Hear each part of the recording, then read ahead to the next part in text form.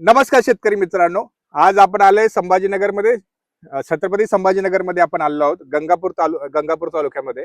आणि ह्या ठिकाणचे आपले शेतकरी मित्र आहेत, त्यांनी दाणेदार कोंबडी खत आणि लिक्विड कोंबडी खताचा वापर केलाय. तुम्ही पाठीमागे प्लॉट बघू शकता कशा पद्धतीने प्लॉट हा डेव्हलप झालेला आहे.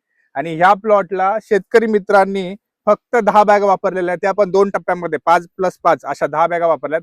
आणि हे लिक्विड कोंबडी खत जे आहे आपलं लिक्विड कोंबडी खत हा वापर केलेला आहे. फक्त एकदाच वापर केला मित्रांनो, एकदा वापर केला, ते पण कुठल्या पद्धतीमध्ये पहिल्या 2 महिन्यामध्ये एकदा वापर केला आहे. त्याचा परिणाम यांना कसा झाला त्याचा आपण पुढे बघूया. या तुम्ही मित्र, फुटवे बघा किती पद्धतीमध्ये फुटवे भेटलेत तुम्हाला, मोठ्या प्रमाणात फुटवे भेटलेत. त्याचबरोबर खालूनच याची साईज बघा, खालून दांडा बघा किती पद्धतीमध्ये डेव्हलप झालेला आहे. खालून वरपर्यंत सेम तुम्हाला लक्षात येईल.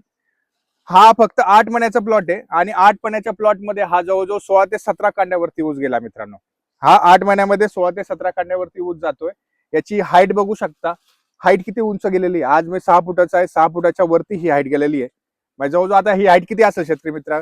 तरी पण हे 10 ते 15 फुटाच्या आसपास 10 ते 15 फुटाच्या आसपास, म्हणजे 12 ते 14 फुटाच्या आसपास आपण बघू शकतो की ही हाईट आहे. 12 ते 14 फुटाची हाईट आहे मित्रांनो.